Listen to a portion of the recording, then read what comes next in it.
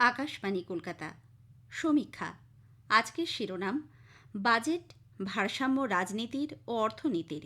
লিখেছেন শান্তনু পালোধি। একটানা সপ্তমবার বাজেট পেশ করলেন অর্থমন্ত্রী নির্মলা সীতারামন। এই সঙ্গে এক রেকর্ডের অধিকারীও হলেন তিনি। এর আগে একটানা 6বার বাজেট পেশ করার রেকর্ড ছিল যুগ্মভাবে প্রাক্তন কেন্দ্রীয় অর্থমন্ত্রী মোরারজি দেসাই এবং বর্তমান অর্থমন্ত্রী সীতারামনের। অনেক কারণের মধ্যে এটি যদি মঙ্গলবার সংসদে পেশ হওয়া বাজেটকে কিঞ্চিত অনন্যতা দিয়ে থাকে, তবে এবছর অন্তর্বর্তী ও পূর্ণাঙ্গ বাজেটও উল্লেখযোগ্য হয়ে ওঠে একটি বিশেষ কারণে। সাধারণত লোকসভা নির্বাচনের আগে পেশ হওয়া বাজেট জনমোহিনী না হলেও খানিকটা জনমুখী হবে এমন ধারণা বছরের অন্তর্বর্তী বাজেটে সমর্থিত হয়েছে এমন কথা বলা যাবে না।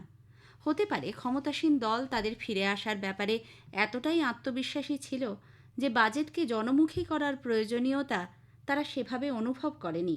অনেকেই মনে করেন নির্বাচন পরবর্তী প্রথম বাজেট রাজনৈতিক বিচার বিবেচনার চেয়েও অর্থনৈতিক ভাবনা চিন্তার দ্বারা বেশি প্রভাবিত হয়। পূর্ণাঙ্গ বাজেট সেই ধারণাকেও তেমনভাবে সমর্থন করেনি। এর দুটি কারণ। প্রথমত, 2014 ও 2019-এর মতো কেন্দ্রে ক্ষমতাসীন এনডিএর প্রধান দল বিজেপি এবার এককভাবে নিরঙ্কুশ সংখ্যাগরিষ্ঠ নয়। জেডিইউ ও টিডিপি এই দুটি শরিক দলের ওপর অনেকটা নির্ভরশীল।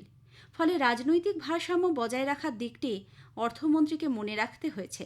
তবে এটাও ঠিক, বিহারের জন্য বিশেষ প্যাকেজ কিংবা তেলেঙ্গানা গঠিত হবার পর অন্ধ্রপ্রদেশের নিজস্ব রাজধানী অমরাবতীর জন্য আর্থিক সাহায্যের দাবি কয়েক বছরের পুরনো।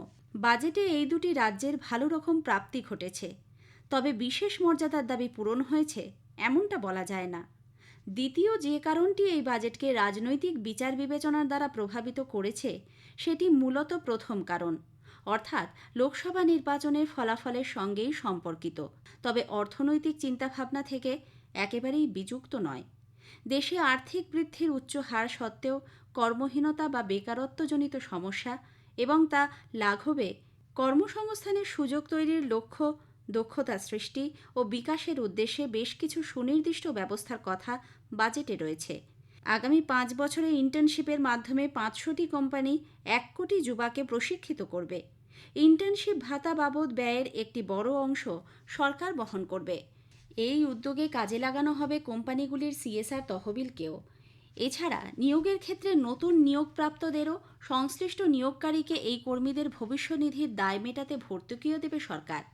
এই ভর্তুকি সংস্থাগুলিকে নতুন নিয়োগে কতটা উৎসাহিত করে সেদিকে লক্ষ্য থাকবে সকলেরই। তবে মনে রাখতে হবে, এবারের লোকসভা নির্বাচনে কর্মহীনতা, আর্থিক অসাম্য এই বিষয়গুলিকে বিরোধীরা তাদের প্রচারে তুলে এনেছিলেন।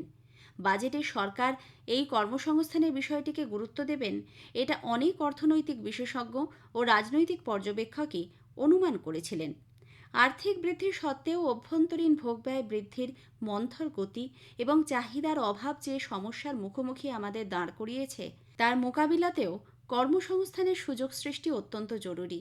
বাজেটে আরেকটি উল্লেখযোগ্য দিক সোনা ও রূপোর ওপর আমদানি শুল্ক হ্রাস করা। এর ফলে শুধু চোরা কারবার ও অর্থ পাচারের কমবে তা নয়, গহনা শিল্পও বর্ধিত চাহিদার সুফল পাবে। বাড়বে এই ক্ষেত্রে কর্মসংস্থানের সুযোগ এবং আয়ও। মূলধনী লাভ কর ও আয়করের মতো প্রত্যক্ষ করের ক্ষেত্রেও বেশ কিছু নতুন ব্যবস্থা করা হয়েছে বাজেটে। রয়েছে আয়করের ক্ষেত্রে স্ট্যান্ডার্ড ডিডাকশন বাবদ ছাড় 50,000 টাকা থেকে বাড়িয়ে 75,000 টাকা করা এবং আয়ের ক্ষেত্রে নতুন স্ল্যাব বা স্তরবিন্যাস ও করের হার সংক্রান্ত প্রস্তাবও।